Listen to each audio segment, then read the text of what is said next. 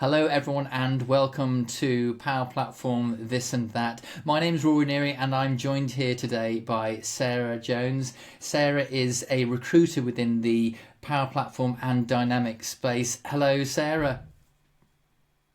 Hello, thanks for having me. Absolute pleasure. So the first thing I do on this podcast, I look forward to all of the bits of the podcast, but I also look forward to the bit where I reminisce about where we first met, because I think it's important. The connections that we make with people within the Power Platform is important. It's what keeps things moving, and it would be great to talk about how we first met. Do you remember? I remember how I met you, right? So here's the thing. I think what had happened was you don't know this, but I was on this bit of a jaunt down to the south coast of England, and I had this bit of a notion that I would get a like one of those static caravan things, right? And then at some point in that whole kind of like journey down there, I realised it wasn't a great idea. I managed to get into a conversation with you where you were asking me about a VRT. I didn't actually know what a VRT was, but you were quite persistent. And then it was at that point that we made contact and we actually had a phone call together, literally just talking to each other. That was how I'm remembering it. Yeah, I do too. I remember. I don't remember how the phone call happened, but I remember you being Yeah, pretty hard to convince. But then once you were convinced, you were properly convinced. And I looked yeah, back at yeah. the VRT that you did, and that was in May. I wrote it down here, May 23. So that was Okay. 2 years ago that you did that. The Power BI 101 session. And then you Brilliant. did another one with Franco, and I think you were in the pub Yeah. in Yes. June last year. I was So you're definitely in the due pub. doing another session. I don't do VRTs anymore, but you owe me one now. We're kind of at that time of year. Oh, I get it, but I haven't learned anything since then. So,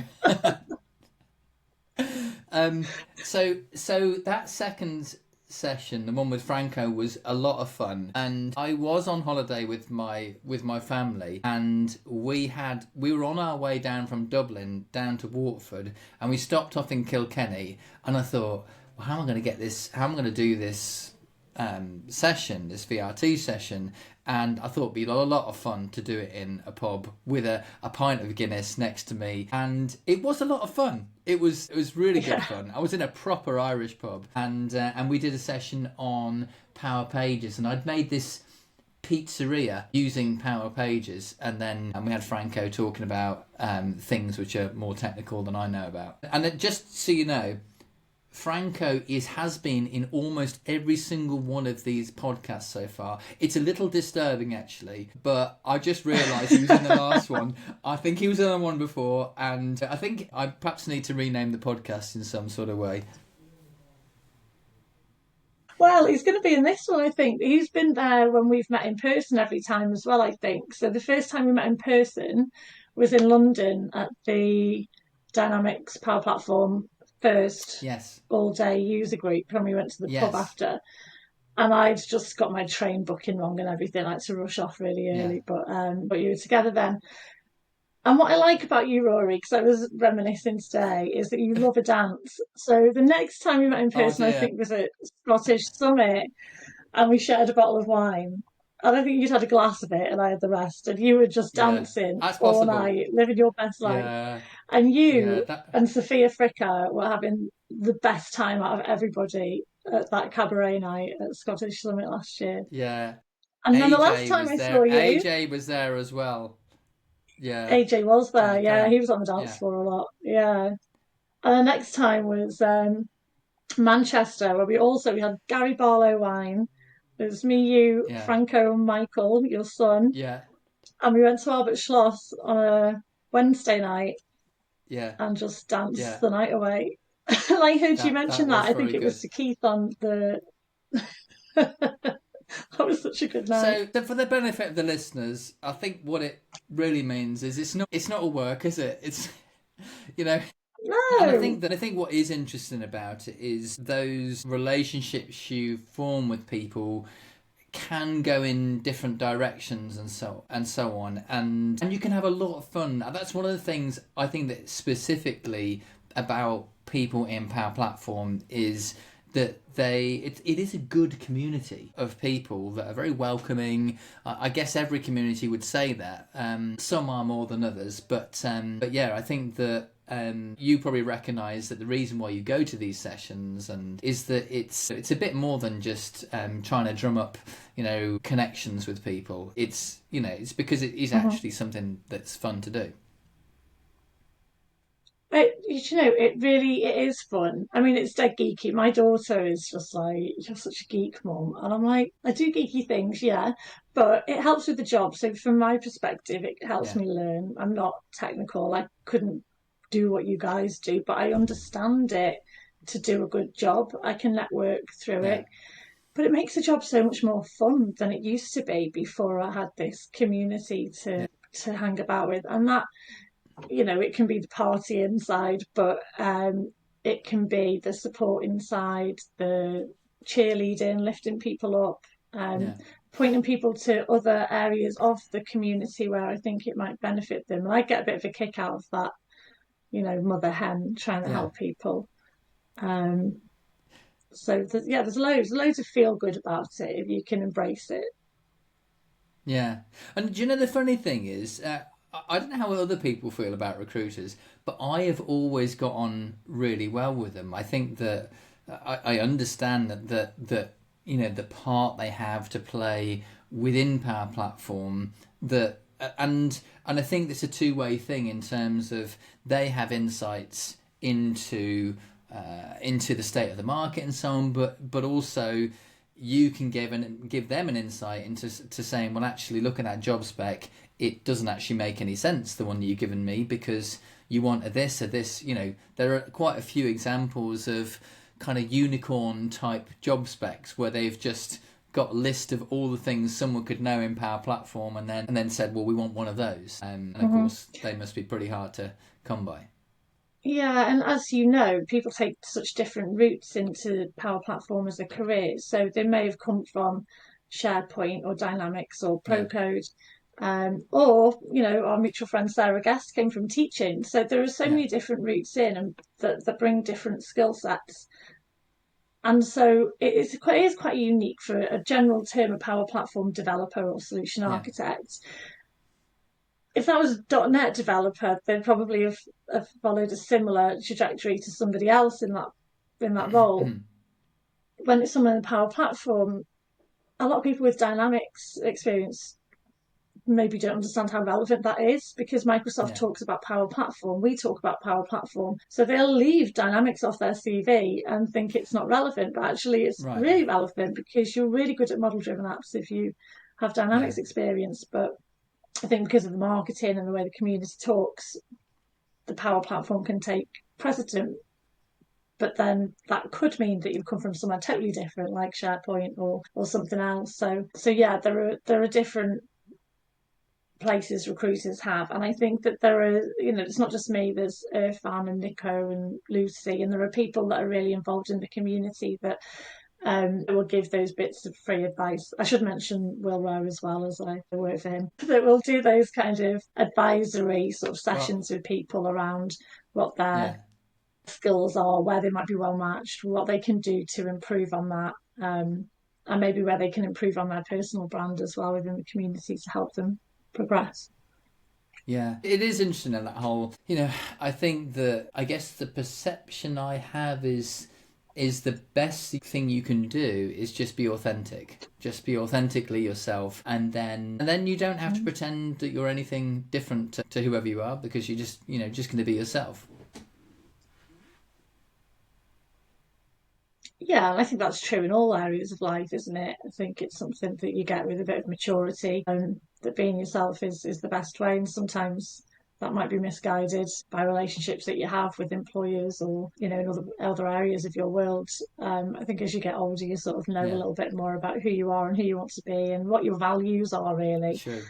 um, and what you enjoy. And I think there are those money hungry salespeople, whether they're recruiters or in other Yeah, sales jobs. And you can see that, and they probably make more money than the likes of me, because it's all after the Mhm. money. But to be honest with you, I'm more about the balance of enjoying the experience of going to work Yeah, and dealing with the people around you. And that again comes back to the values and what makes you smile. That's more important, I think. yeah. But I think something specific about being a recruiter is I would describe it as being quite a long game. Not only is it, I don't know, it from the point where someone a company has a requirement and a need for resource, and then you find the resource, and they get taken on and so on. But also beyond that, the relationships you have with people, you might place that person more than once. I'm sure you've done it plenty of times. That you place that person. Okay, they Mm-hmm. were at that point in their career, and that was the role they went for, and now, maybe a couple, 3 years later, whatever it is, they're ready for some other move, and then you can be there for them at that time as well.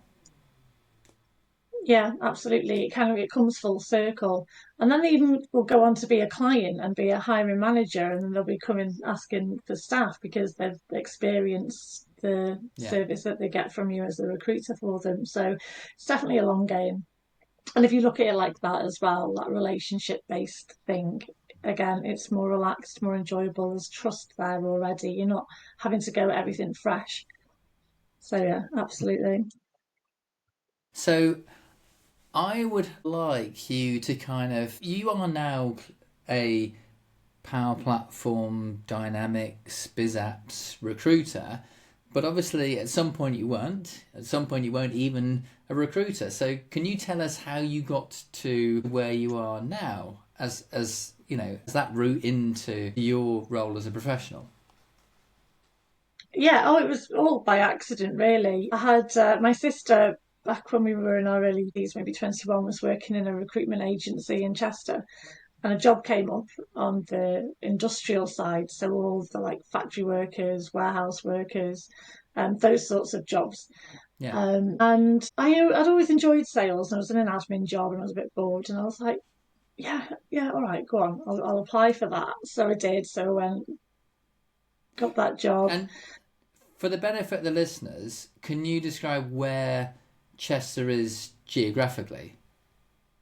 Oh, Chester, sorry. Yeah, it's just south of like Liverpool and Manchester, just on the border of North Wales. So it is close to the coast then? Yeah, it's not far. I think, yeah, our Sure. nearest beaches are like right along the Wirral. So down from Liverpool, Yeah. down the Wirral, down to North Yeah. Wales, Anglesey. It's all along that bit of coast. So we're Yeah. probably half an hour from the beach here. Yeah. So yeah, and it was all that area that I worked in actually on Yeah. the industrial side of things, and it was a long time ago. So there's a lot of going out seeing clients, which was good fun, doing inductions with like hard hat and safety boots on and high vis vests and everything. And Yeah. it was so interesting because I got to learn how things were made, like firelighters, and I'd go and work with like supermarket distribution centres, and I'd see how processes worked from an operational view, and then I'd help those people kind of build their teams from a high Mhm. level. And it was really interesting. It was good fun. You really got to know people, the people that came to work. You really got to know them and things about their families and stuff. So I really enjoyed that. But it was 24/7. It was on call Right. weekends. I remember being on a camping trip once, Bank Holiday Monday, in the car, 5 in the morning, trying to find drivers. The Comet, I think, I didn't even care. It was fine. It was part of the job. But then when I Yeah. had my daughter, it Yeah. just that didn't it wasn't possible. So I went into more like office type stuff with the same company, and I just didn't enjoy that the same. And ended up deciding to go into IT and specialise in. So I joined my previous company, and that was run by IT project manager guy. So he gave us a really good understanding of like how tech operations Yeah. work, whether it's on the software or infrastructure side. And we did a bit of work with a Microsoft partner, so that's where I learned it was really difficult to recruit into that industry, and it was like, Yeah. no one wanted to get that role on. If there was a Okay. Dynamics developer role came in, it was hard. It was the hard one to fill as a team. Okay. Okay. Actually, quite warmed to that sector. and Yeah. Yeah. fell into this as well through So community stuff, really. how long ago would you have placed your first Dynamics role? 6 years, maybe, about 6 years ago, Okay, okay. And so roughly. just for the benefit of the listeners, then Dynamics has been around for longer than that. But obviously, Dynamics and Power Platform are very closely related in that they have the same kind of data platform that they both sit on. But Dynamics is older. So what happened was that Power Platform, the database, is actually a kind of spin-off of the Dynamics database. It's kind of the same thing, but it's more the idea that there was a time when you could only buy Dynamics and you could customize it. But then they sort of said, customers effectively said, well, actually, we want to do lots of customization. And that was kind of what the Dynamics database was born out of. But that was quite some time ago. That was in around 2016, 2017, when the database you were given was effectively a Dynamics one. Yeah. Yeah, so, and I didn't know that as Power Platform came. No, I don't think I So, did either.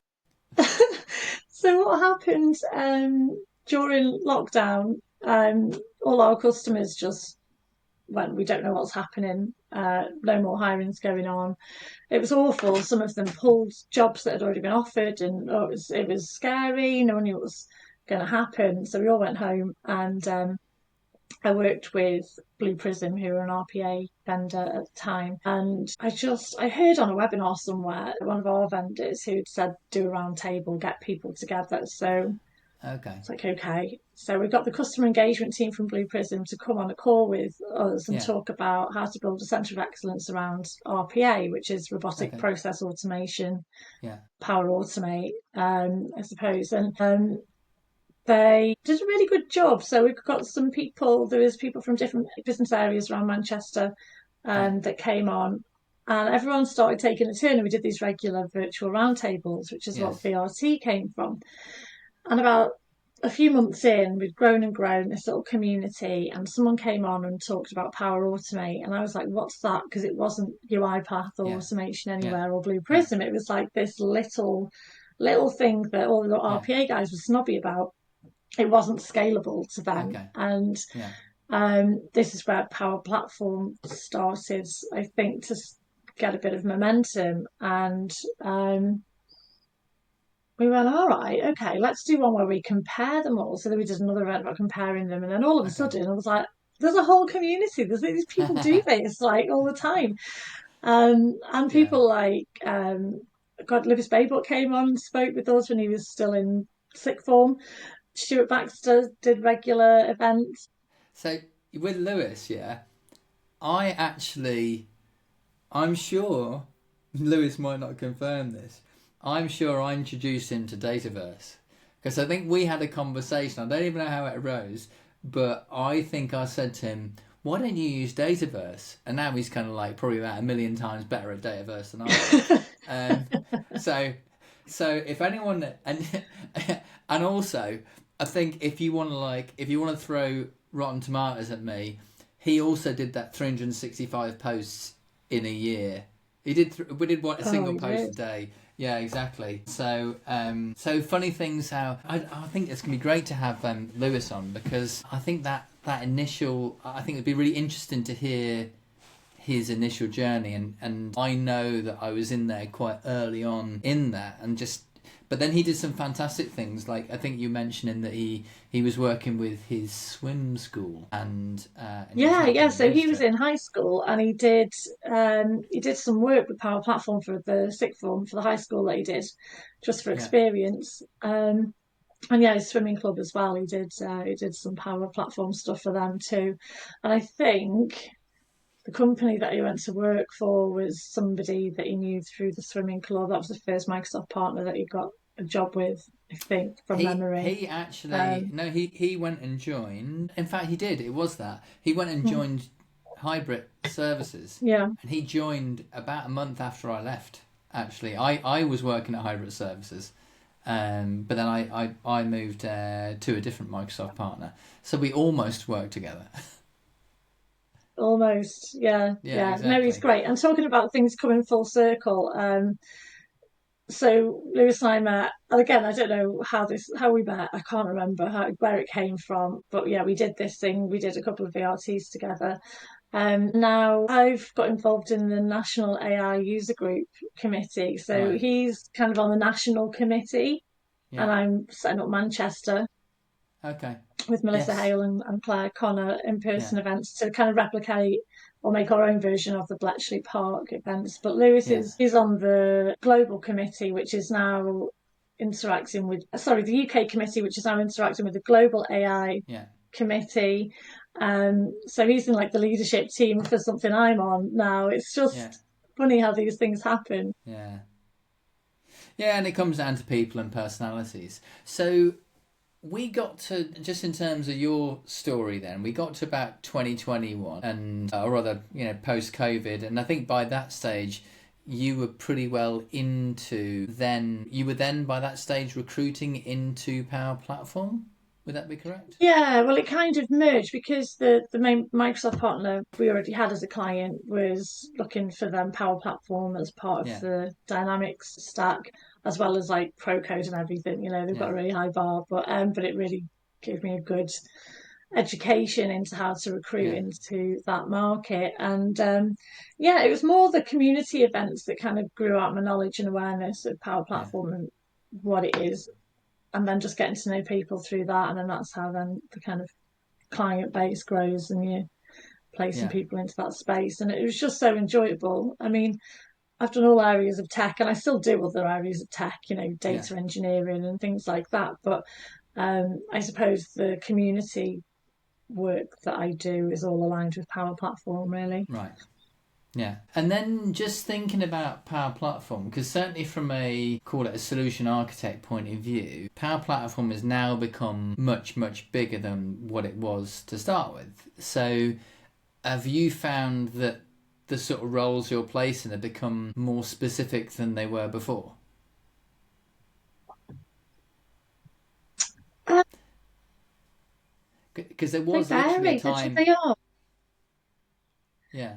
They're very different for different partners. You get some partners that won't touch dynamics and they get a lot Yeah. more canvas Yeah. app working than model driven. So then you've got to match that to the right candidate, who's got the right experience and the right kind of desire of what direction they want to go Yeah. into. Are they trying to look for a leadership path or an architecture path, or Mm. um, do they prefer canvas to model driven, or are they looking to go down more of a Power Pages route?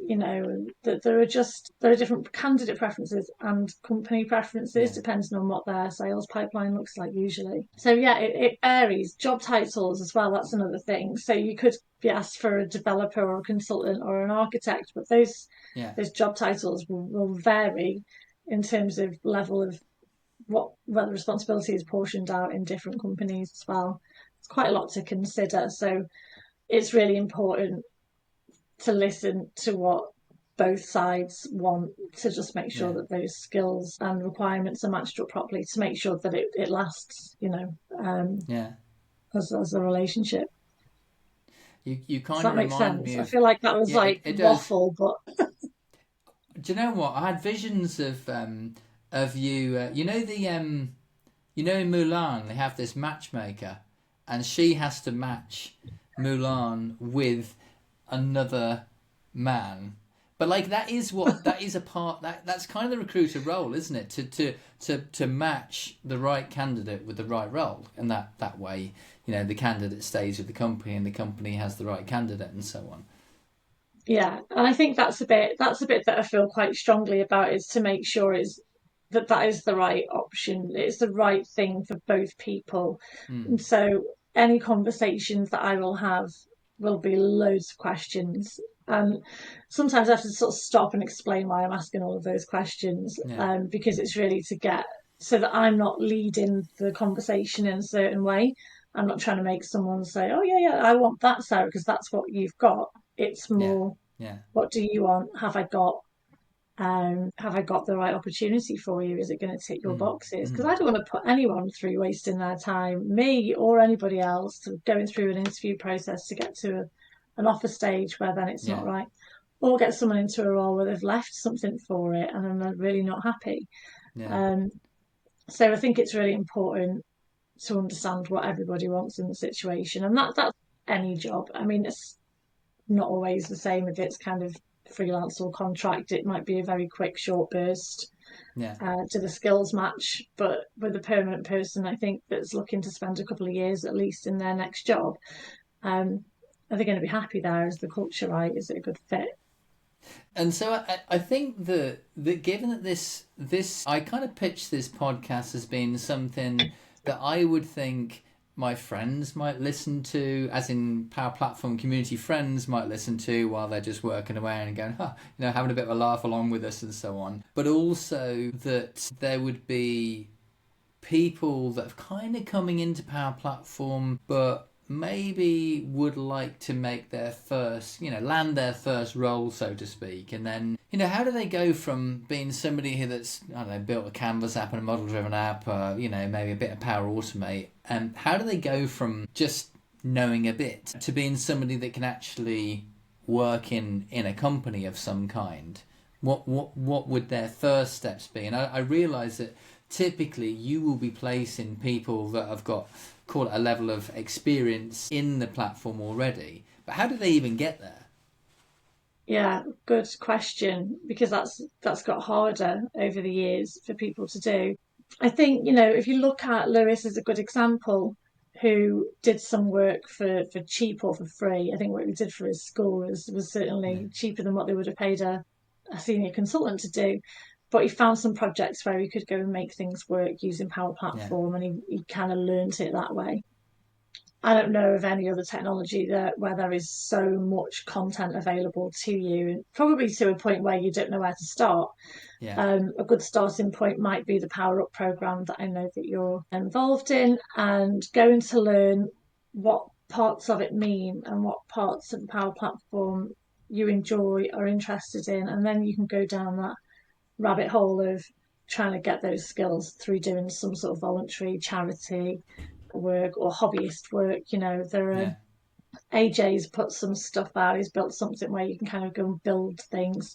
yeah, So that you can build a little portfolio to show examples of what you've done. And if you're up yeah, against 10, 50, 100 people that have got the same level of experience or the same degree or A levels or whatever as you, and you've got yeah, some real life examples to show you levels of energy, passion. yeah, And the other thing is, if you can screen share that, and I know Sean mentioned this and we've talked about it as well, that passion, when you're demoing something, if you've got something on the screen, right, yeah, how much different is your energy when you're talking about it and you're showing it, and this is what I did and this is why I did it, and oh god, here, this is where I came into that problem, this is how I fixed it. um yeah, Having that able to show and tell at an interview will really set you apart and really show your mm, personality and how you might deal with a client. And there are some things out there where you can go and practice in your own time yeah, and then go down those learning routes that are available through Microsoft Learn or through people's YouTube channels. That's what's going to set you apart. You need to put more yeah. effort in it than you probably did 10 years Do ago, you unfortunately. mean me? Yeah, but I think there you can argue that there's also an opportunity to, like, with platforms like LinkedIn, you can post onto LinkedIn. Nobody's going to stop you from doing that. You can develop your presence on the likes of LinkedIn. So yeah, lots of when Sean Estrahan came on, he was talking about how he got into Power Platform. Now, he didn't, the way he actually landed his first role, which wasn't actually a Power Platform role, was he actually offered to work for free. And he worked, effectively, I guess you'd call it an intern, for a couple of months, and then that was how he got his in. I guess, look, it's tough, as in it is Mm-hmm. tough, as in difficult, but you've got to start somewhere. And look at him So now. exactly, superstar. I think that's investing in yourself, isn't it? He's believed in himself that I'm going to go, Yeah, I'm going to show I can do it, I'm going to demonstrate it, and who can say no to me then? yeah, And if they yeah. don't, and if they didn't continue with that, at least he's got a reference. He's got someone who can back him up for something. Yeah. So yeah, So, I think that's a good way to okay. stand out. There are other people out there on LinkedIn, and YouTube that you can connect and interact with, and get friendly with the likes of Howdang and people that are fairly up Yeah. and coming as well. I mean, that sounds patronising really, because he's way out there, but he's Yeah. he's a young guy. He's kind of built up a Yeah. strong brand very quickly, Yeah. and I think you can learn We from had a people like little, that. myself and Howdang had a little interaction on LinkedIn. So either I'm going to poach him onto this podcast, or he's going to poach me onto his podcast. So it's going to be like a bit of a chicken type face off of who goes onto whose podcast first. But anyway, no, you did a really nice podcast with Howdang. It was really very easy to listen to. So I think I'll try and pop the podcast that you did with him in the show notes, because he's got a very, he Oh, makes nice. his guests feel very relaxed and able to chat and so on. And he's got a very good way himself Yeah, as he well. has got a very yeah, he's got a very relaxing way about him and way of interviewing. And we first spoke when he was in uni, and then he ended up interviewing me on his podcast. So again, it's one of those full circle things. Yeah, well, um, okay, so now we kind of go into the sort of slightly more structured part of the podcast, where we talk about it's the poem "Something Old, Something New, Something Borrowed, Something Blue." Now, obviously, Power Platform people talk about Power Platform things, but if you can apply your kind of recruiter perspective on Power Platform, or just straight recruiter, is there something, could you apply that to those questions? So you could talk about, so can you talk to us about something old from a recruitment perspective that you think is still valid?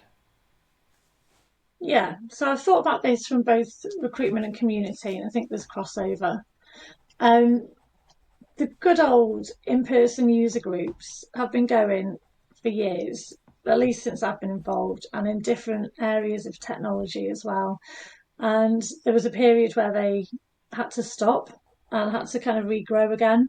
Mm. But I love to see them getting busy. I go to them around the country where I can, whether it's Spug or Birmingham, Manchester's my local, but they're lovely. They get a great turnout. There's pizza, there's Yeah, networking. Sometimes there's beer, sometimes there's not. Sometimes there's a pub afterwards, sometimes there's not. But what you always yeah, will get is you'll meet someone new and you'll learn something new, no matter who the yeah, speaker is, who the audience is. I've not had a single experience where I've not thought it was great. yeah, And from a recruitment point of view, I've placed people through doing that. People I've already known that I didn't know were looking. People that I've met just by happening to yeah, be there. So from the recruitment side of things, as a recruiter, if any recruiters are listening to this, it's worth your time. It's in the evening usually. It's worth going for those yeah, networks and to understand the technologies that you're working in.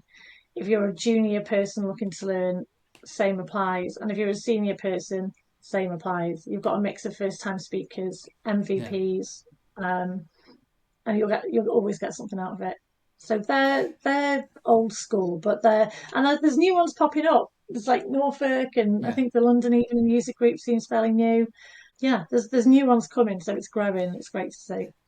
And I wonder if I suspect that if you went country by country, the nature of user groups might actually be quite a bit different. So I think in the UK, people are okay with the idea of, I don't know, some midweek session and so on. But there are other countries where or even weekend sessions, like we don't really mind, if it's one or the other. But there are other countries where weekend is completely out. It's not happening at the weekend, and also I suspect the geography of things may be different in other countries as well, because they're just more spread out. It'd be fascinating to find out when I get some guests from the US, as to what user groups mean to them and how they get to engage with the community. And I think that's a really good point, because when you speak to our friends in the US or New Zealand or um, Europe seems a little bit closer connected, but certainly there's some countries that really envy the community we have here in the UK. because they see us on photos on LinkedIn all the time together, posting and sharing. And I'm like, oh, no way, you guys get to hang out together. It's a great community here in the UK and it's very strong. Say the word. We're close enough together to get around each Yeah, other's exactly. user groups. Yeah. Yeah, so they're So, definitely missing out in other parts of the world. yeah. So something old. Sorry, we've done something old, which is user groups.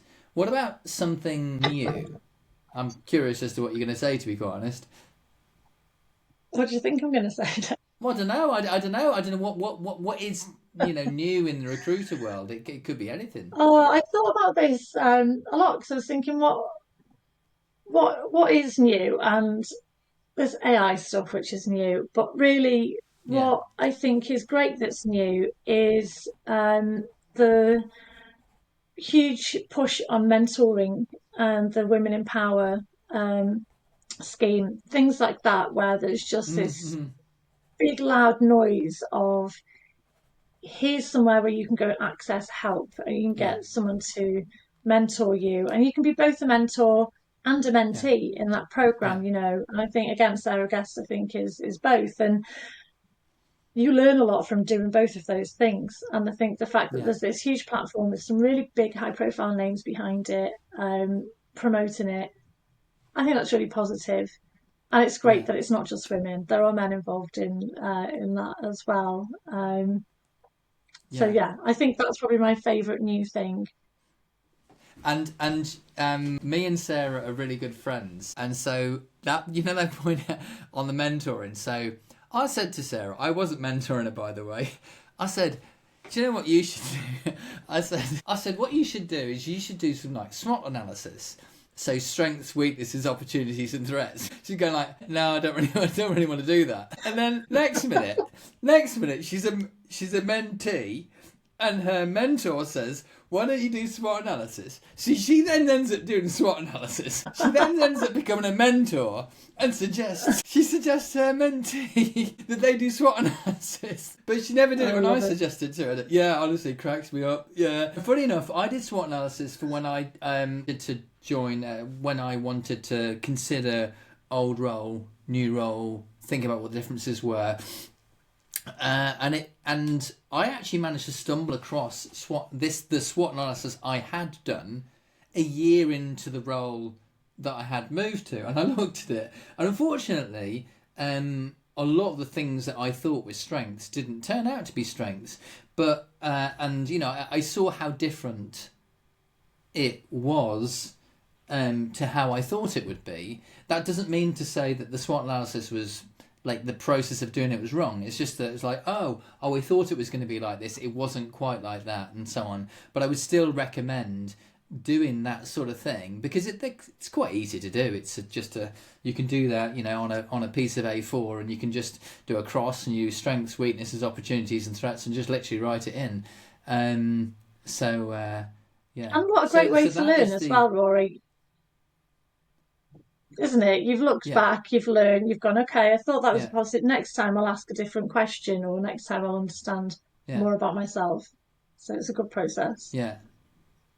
But also, I think that it's also that idea of, let's say, trying and failing. So let's just say that the role didn't work out, but I would sooner try and fail than to not try at all. That would be the worst possible scenario because you get nowhere from that. So yeah, I think the only way you're going to sort of call it raise yourself up or even find your best version of yourself is going to be through some of these moments of failure, and in some respects, those moments when you're almost at your lowest is when you're working the hardest, but you don't get the rewards necessarily at the same time as when you're working the hardest. But it's that kind of getting yourself on that curve where when you kind of start to maybe head in a direction that I don't know that you're happy with. I think so, and I think that's how you learn and you grow. If you're trying to build muscle, you break it and you grow. And I think that it's the same with your mind. And we change through our lives anyway with the experiences we go through, whether it's work or home experiences. But these tough times, it's really hard to see when you're in it, no matter what circumstance that is, to Yeah. see that actually it's usually better at the end. You've at least learned something, but you're going to be stronger and understand more about maybe yourself, maybe other people, maybe how to fix a problem that you didn't know about before. But it can be quite Mm. stressful going through that. Mm. So again, you've got a record of that. You know, you've seen, you know more. You can see that learning path that you've been on for yourself. Yeah. Do you know the funny thing is with I mean I'm thoroughly enjoying doing the podcast with all of the guests and so on. But the funny thing was I feel like I had writer's block, for at least a year of like wanting to kind of say something but not quite knowing how to say it, or thinking, yeah, I know about this. I never quite knew about a topic, but I kind of somehow feel as if doing this podcast fills lots of needs, if you like. Call it community needs, because I hope that my friends that listen to this and also people in the community that listen to it kind of get something out of it. You can just have it on the background and listen away to it, and it's okay. It's not too onerous. But also I get to kind of weave in little bits of myself and get to have a nice chat with some of my friends. So, and I think that's the thing, isn't it? But you don't get to these points straight away. You don't have these, call it eureka moments, straight away. Sometimes you have to go through.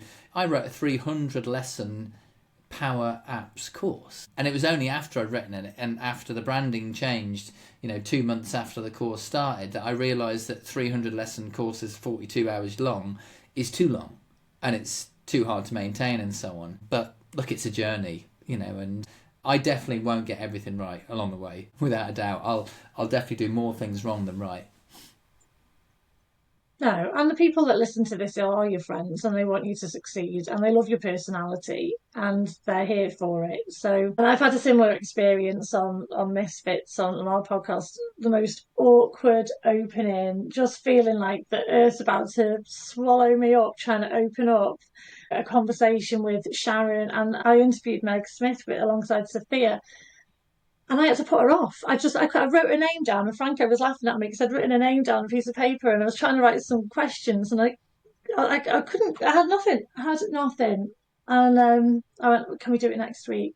And I was so glad I did it because I would have absolutely hated every minute. And as it happened, we had a great time the following week. We just took a step back, Okay. did it again, Yeah. really enjoyed it. Yeah.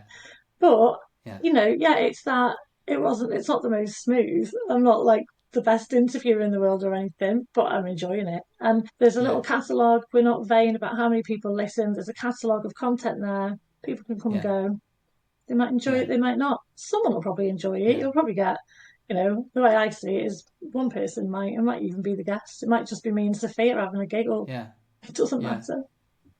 Yeah, and I think we'll dig into your Misfits podcast very shortly. So something old, something new, something borrowed. So this is something somebody else has done that you thought, that is so cool, kind of why didn't I think of it? Or it's just something that somebody else has done. This is your chance to big somebody else up and say, look at where they're doing. Isn't that amazing?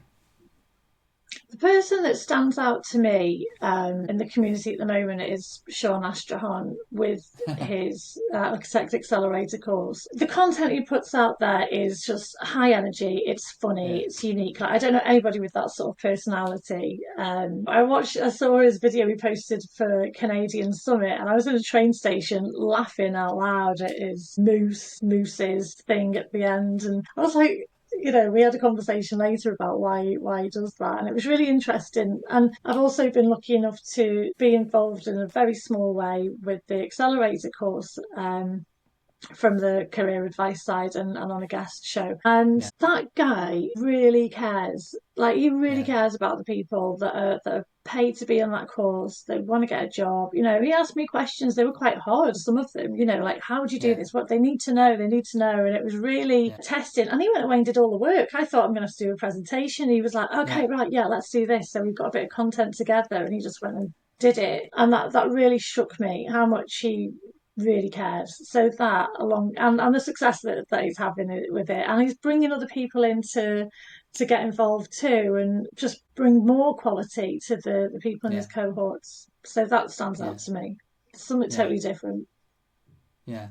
Yeah, and he's done a great job with that, and in all sorts of ways. He did actually bring it up last week when he came on. That podcast came out today. I listened to So, it today. oh, did Yeah, I've you? heard it. Yeah, yeah. Oh, that's good. No, we had a really great chat actually. Yeah. So, and to be fair, we either bald people or balding people in a row. So it's really good because we'd had so yeah, I've really got hair. It's big yeah. hair as well. It's a summer's day. I've not straightened it. You've got the curls. And Parvez did a remark to one of the podcasts with Keith Atherton, and he said, "I thought you were the same person." Oh, Oh, it was good. He's gonna have to come on and answer for all that. oh yeah, definitely get Parvez as a great guest. Yeah. So something And else, something new, he's something got a borrowed, beard, so something the blue. hair. Oh, sorry. I was Well, just talking about his exactly. beard. It's fine. Yeah. Carry on. Yeah.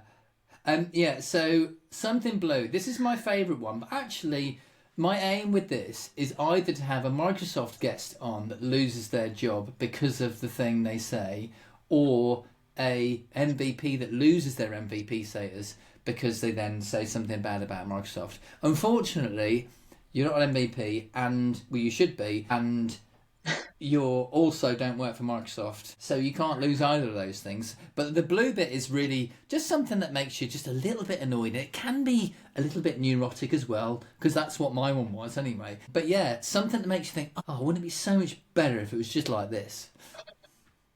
Yeah, and again, AI is one of the things that came to mind. However, I think we touched on earlier about the opportunities for juniors coming into this sector.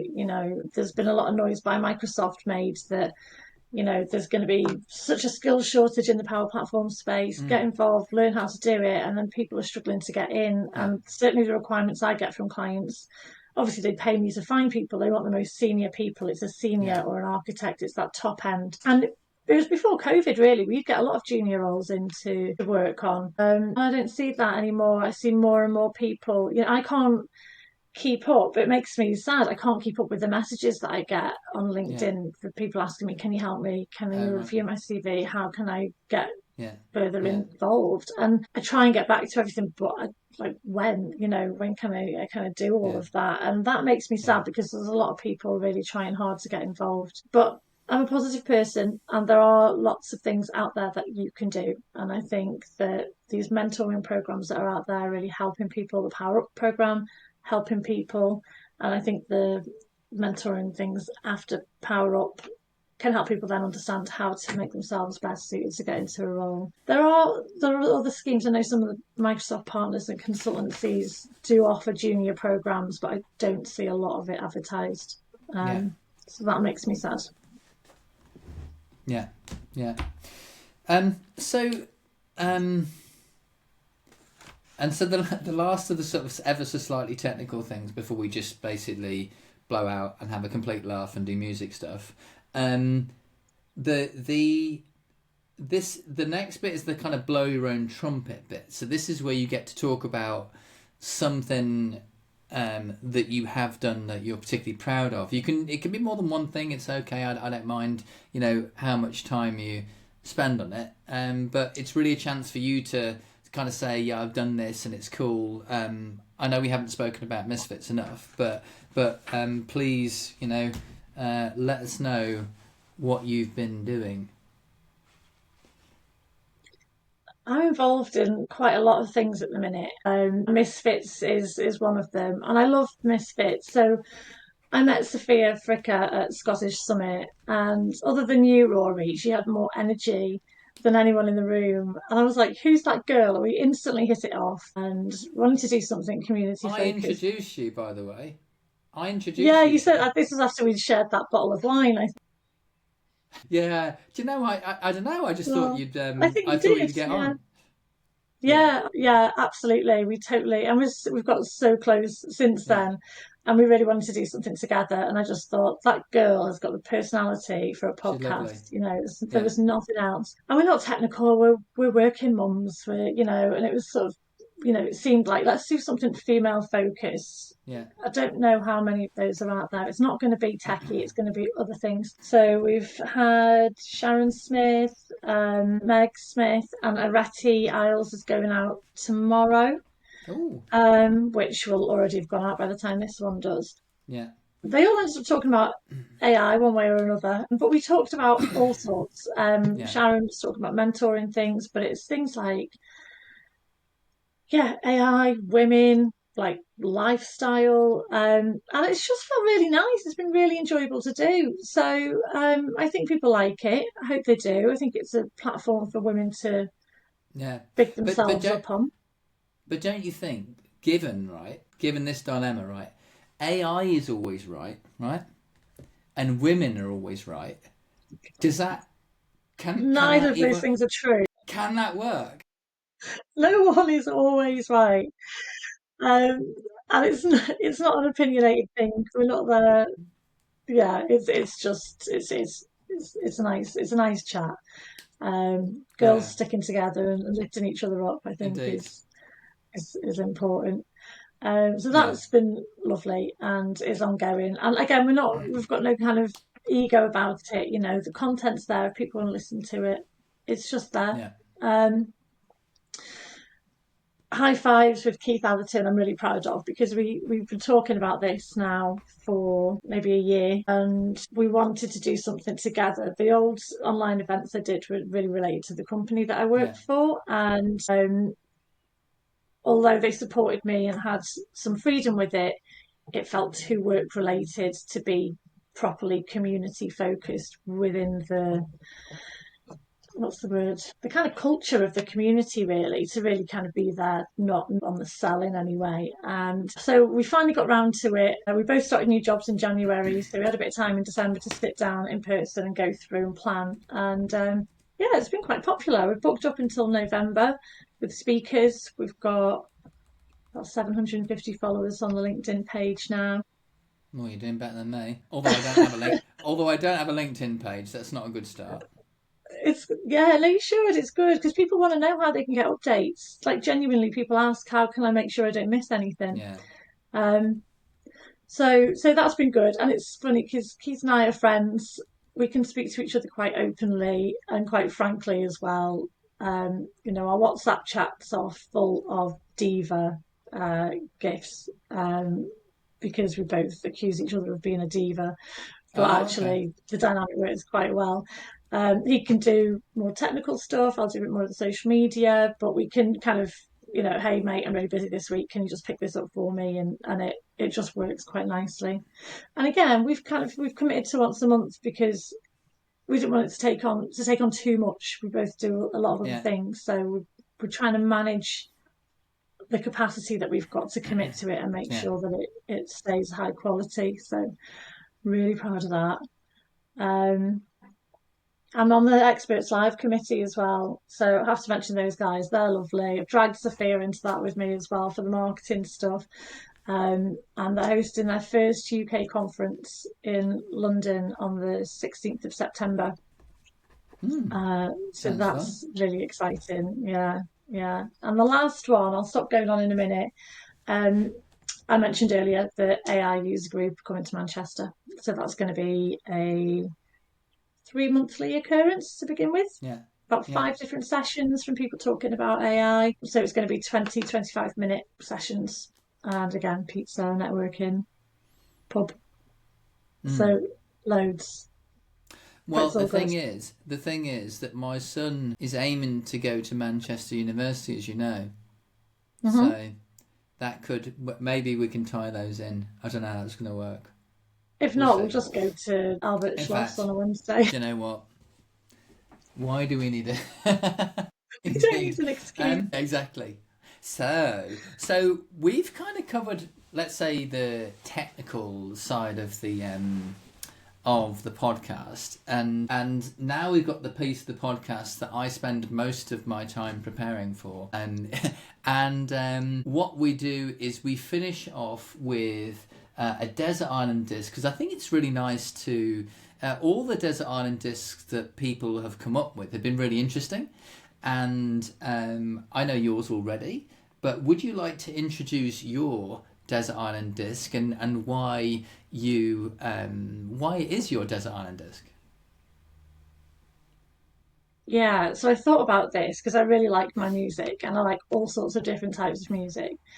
But the one song, so I come from a family, quite a female dominant family of, you know, Danish heritage. Love a song, love a dance. ABBA's Mm, off and on, Fleetwood Mac is always on. And the one song, if it comes on, all the aunties go, Sarah! And I get mm, called into the room. So it's Gypsy by Fleetwood Mac. yeah, It's the one song that I know other people associate me with, and it just fills me with memories of family parties and yeah, yeah. dancing around Nana's living room and stuff. So yeah, And that's so my song. I was looking up that song actually, and I wasn't sure when it had come out, and I kind of guessed it was like about. I kind of like because I knew that some of the other songs had come out in early 70s, but maybe I could have been wrong anyway. But this one came out in 90. It was written in 1979 and came out in 1982. Um, and it is a really cool song. And when I first listened to it, I was thinking I can't get I can't quite get I can't quite key into the song yet. And it took me a couple of listens to in order to kind of get into it. And then I can totally see and then I could and then because I was listening to it, I could think, yeah, I know why Sarah likes this song. It just feels, I don't know, it's a feel good song. There's certain bands. I've got a playlist that's it's just full of memories, and it's about 6 hours long, and it's all the sorts of music that the family would listen to. But this is the one that I think if you said to them, "What should we put on for Sarah?" It'd be Gypsy. So So one of the fun things I've done recently, I've actually done a Spotify playlist for Power Platform This and That. So all the songs that come up on Power Platform This and That, I've done a little Spotify playlist for. So hopefully at some point, I can drop you a link for that, or I can put a link in yeah, the show yeah, notes. do it. The show notes this time are going to be just ridiculously long. It's just going to be I know I've gone on a bit, haven't I? it's going to be an alphabet of name dropping. Which do you know what? I love all the name dropping. I am well into Yeah. that. I think my favourite song so far on this was Ulrice's. Was it Robert Miles? Yes, yeah, yeah. And do I you was know impressed with that that. yeah, and that one there. What happened with that was I actually overlaid it onto the YouTube video, got a copyright strike, and the music got completely removed, and she carries on talking as if the music's not there. It's like fascinating. So this is why it's just another excuse. Basically, the whole podcast is a front for Rory to play his guitar right at the end. So I'm now going to do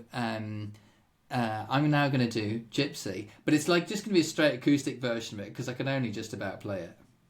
This is the second song you've sang for me, Oh yes, isn't yeah. What it? was the Do you other remember the one? one you What did was at the other one? Christmas? Yeah. That made me cry. So I just handed my notice in that day, about All half an right. hour before, and I was all a bit flustered and oh God, this is a bit scary. And then I went on LinkedIn and it's like Rory has tagged you in a post and you put me into your Christmas calendar song Yeah, that was the list, most. and I In cried. some ways, it was good, but also it wasn't a calendar because I just like did it every third day or something like that. I mean, Oh, I thought you did it it was every day. crackers. I know, yeah, exactly. But I didn't actually do that many of them. So okay, so here goes. I'm going to do you a very very short version of Gypsy. So I'm back to the velvet underground, back to the floor that I love, into a room with some lace and paper flowers, back to the gypsy, back that I was, back to the gypsy that I was. There, finished. Yay! I love it. Well done. So I was learning that this afternoon, but I've only and you know what? Because I do this bit of busking every so often, and and it's amazing how much you learn from busking. It's a lot of fun. You earn no money at all, but you learn a lot about playing music. Yeah, I bet. Yeah, it's pressure, isn't it? That in the street, you might see someone you know. True. Well, I did it in Folkestone the other day, so I definitely didn't see anyone I knew there. Although weirdly enough, I might have actually met the person I'd been training during the week, but that was about it. So Oh, I love it. Sarah, thank you so much for coming on to the podcast. It's I've been looking forward so much for us to be able to have a chat and talk about recruitment as well, and how people might get into Power Platform. Do you have any kind of final words or anything like that for the listeners? Well, firstly, thank you for having me. This has been loads of fun. And I think you just have to go the extra mile. Just try a bit harder than maybe you should have to. Go and find someone that you like, follow them, follow the content, engage with their content. You know, you can make friends very quickly in the community that will help you. And I think that's a really good way to navigate your course into getting in somewhere. Good Fantastic. luck. Well, Sarah, thank you so much for coming on, and I'm now going to play us out with a song from at least from somewhere close to where you grew up. I think you should know this. So I'm going to do you a little Beatles song to play us out Oh, yay! and into the I love sunset. Liverpool. Fun, yeah, and I know you do. I know Okay, so you I'm know. just gonna so I'm now just gonna play us out on a song I actually know. When I find myself in times of trouble, Mother Mary comes to me, speaking words of wisdom, let it be. And in my hour of darkness, she is standing right in front of me, speaking words of wisdom, let it be.